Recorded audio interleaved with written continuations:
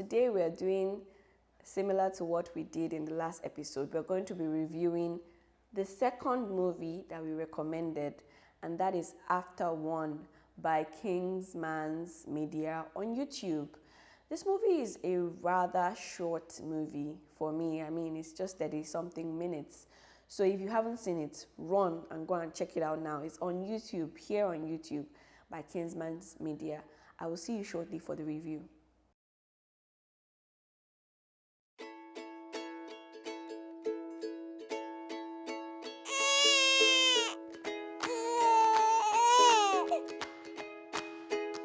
You're welcome back to our channel. My name is Moriah Ahunaya, and together with you, we're helping new moms and dads navigate this new phase of their lives. I think we've been doing a great job thus far. What do you think? Anyways, last episode, we reviewed For Maria Ebunkpataki, and we had different responses and different reactions to it. This week we're going to be talking about, or in this episode we're going to be talking about Afterone. This is also a postpartum story, but in the first movie that we reviewed, the movie specifically talked about postpartum depression. This movie is highlighting, or the lesson from this movie is to showcase the importance of both parents parenting their child and being present for their child, okay? And I really enjoyed this movie as well. The story is about the pains during childbirth. Hey, you have no idea. I went in strong, like my mother did, like her mother did, and like the entire clan of women that were before me. Well, at least that's what I was told. Apparently, I didn't quite get the full picture, and I definitely failed to climb.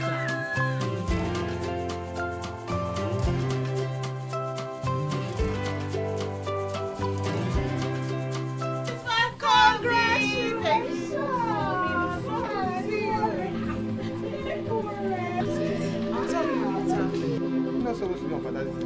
Wait, what are you talking about? Paternity? Is this supposed to sit down in the house and be carrying baby up and down?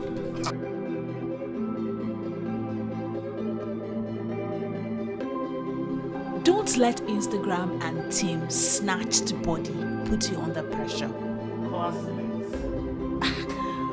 But I can't do all of these things for myself. I need you to be present.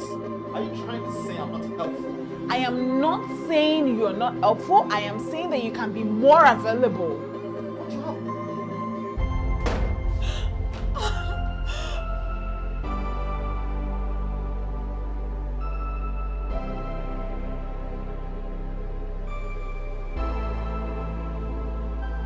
So we are introduced to Jane. Jane is played by Lakumi Salako, who goes into the hospital strong, and she delivers. And then almost very quickly, we are seeing her in tears because the postpartum phase, the omugo phase, all that phase is very trying and challenging for her. We see that she's resisting sitting on really hot water sitz baths, which was wicked to me. Like, sitz baths should not be hot water, it should be warm water. We see that she's resisting eating the bland food that is given to her, which is pap, almost every day, while she sees her husband eating delicious food. We see that on the naming ceremony, only one person remembered to bring her a gift, and even those who came were insinuating that she had gotten big and ugly. These are realities of the regular mommy after she delivers.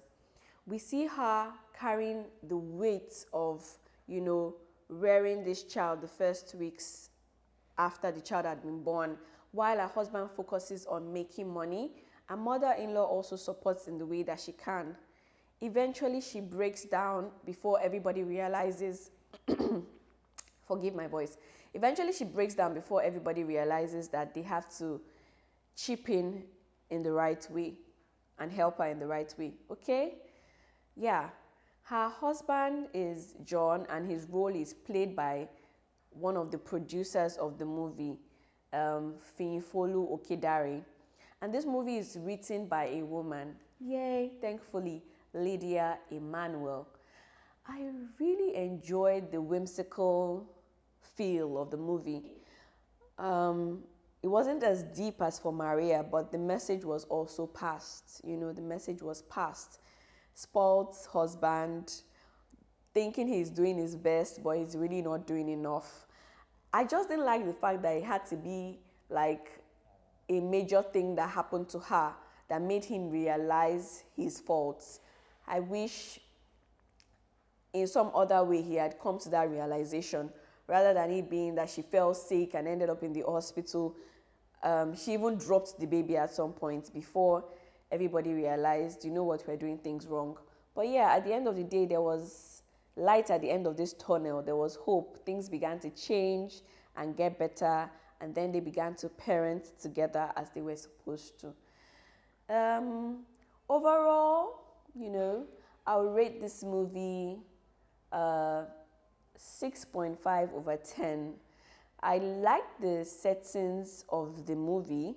I like the fact that it was also African to an extent. It was also the typical Nigerian home. I like the costume.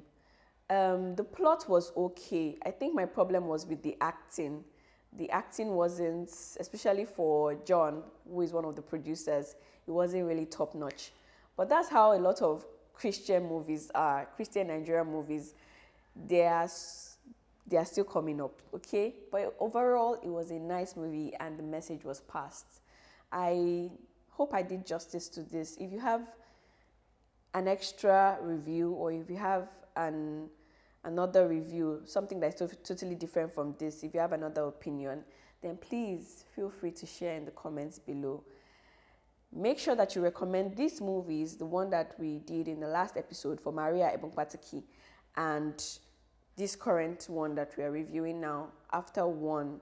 You know, recommend it to as many families that are pregnant or about to deliver or have delivered. Recommend it to them. You know, it may be eye-opening. It may not just be eye-opening for the woman. It may be eye-opening for the father. It may be eye-opening for the help, the support. Could be mother or mother-in-law. And yeah, final question that I have. Do you think the Yoruba culture of Omugo being done by mother-in-law is nice or correct? I have my opinions, but I just want to hear yours. I will see you next time. Till then, take care of yourself. Much love. Mwah.